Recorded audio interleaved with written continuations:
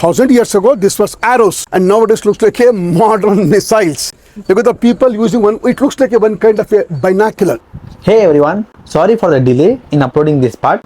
I was out exploring another beautiful temple for our upcoming series. But now let's continue our journey here at Halebidu. In the previous parts, we explored carvings and outer beauty of Halebidu. But the more we see, the more questions this temple raises.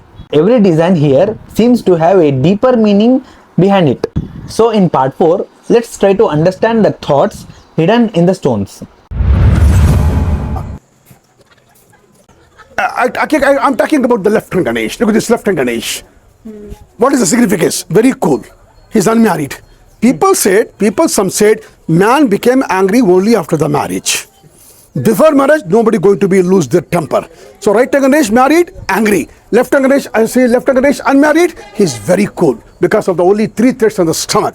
And this is Ravana, lifted the Kailash over his head. You know Ravana? Ravana was a demon, but he was the great devotee of Shiva, who performed 1,000 years of penance to get the Atmalinga for Shiva. But Shiva never appeared. Ravana became angry, lifted the Kailash over his head. Look at the top. This is Kailash, Shiva Parvati. Vaikuntha, Brahma, this is Vaikuntha, but this is Vishnu, Lakshmi, and Brahmaloka, Brahma and Saraswati. The whole have been made of in a single piece of rock. And this work of art alone speaks for the beauty of the magnificent, stupendous, marvelous. This temple is unmatchable temple to anyone in the world. Shiva on the vehicle, Nandi, and look at the man in the corner holding a drum. Look at the left hand fingers is gone through from the drum and the strings. And this is again Shiva. Kill the demon Andakasur. Before killing Sri Andakasur, he closed both the hands. Requested Shiva not to kill him. And even then he was killed the demon Andakasur. These are all the name of the sculptors. He has seen all written in old Kannada. This is called Maba, Maribaliki, Bochana, Kedaroja, and this is Ganesh. This is brother of Ganesh Kartikeya. This is Vishnu. At last we have Brahma, the generator. Outlet. This is connected to the sanctum inside. When they're going to be conduct Abhisheka, as you know, for Lingam, they're going to pour milk over that. When going to pour milk over Lingam, Shivas became happy.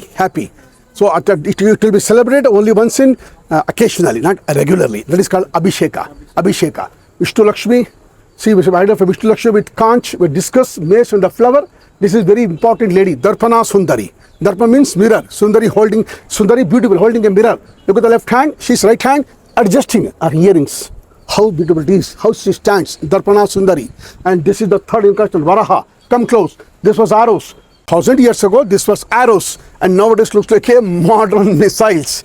Look at the people using one. It looks like one kind of a binocular. It may not be a binocular, but it looks like almost like a telescope. Because as you know, telescope was invented much later by Galileo and in the 17th century in Europe. And this is Bhima. Among the Pandavas, I think you know, 5 Pandavas, Bhima was equal to 10,000 elephants on their back. In the battlefield, Bhima, in the conflict of Mahabharata, was runs for 18 days. Bhima killing the elephants, throwing back. Killing, throwing. How many been killed? Even the dead element touching to the cloud. This is a cloud, and this is full of the vacant air of the cloud. In that way, it was killed the elephant because she was so powerful, so sturdy, so pricky. Lakshmi, goddess of money, power, prosperity. Look at both the legs. Look at both legs. Look at the feet. The second toe is longer. For the ladies, for the women, what I know from the myth, if the second toe is longer, she is very lucky. Very lucky. Followed by, she is very dominant in the family. This is Arjuna. I don't know, Krishna Sarthi for the Arjun Mahabharata war. And this is, can you make it up please? This is Draupadi. This is Dushasana. This is Bhima. Because Draupadi Shari pulled by this man. She was made a challenge until and unless she would like to wash her blood of Dusha, never going to be tied a race. She called Bhima, take the interest out and going to be take a revenge from this man. This all the stories between Ramayana and Mahabharata. And this is Vishnu. I'm sorry. And this is Arjuna. This is Krishna. This is a palanquin. Pallaki. Both are doing a discussion over here because of what the discussion is going on. Because as you know, Arjuna and Subhadra's son Abhimanyu, he know how to enter of Chakravyuha. This was found by Dronacharya. Nobody knows except 3. Dronacharya, Arjuna and Krishna. Arjuna's son Abhimanyu know how to enter.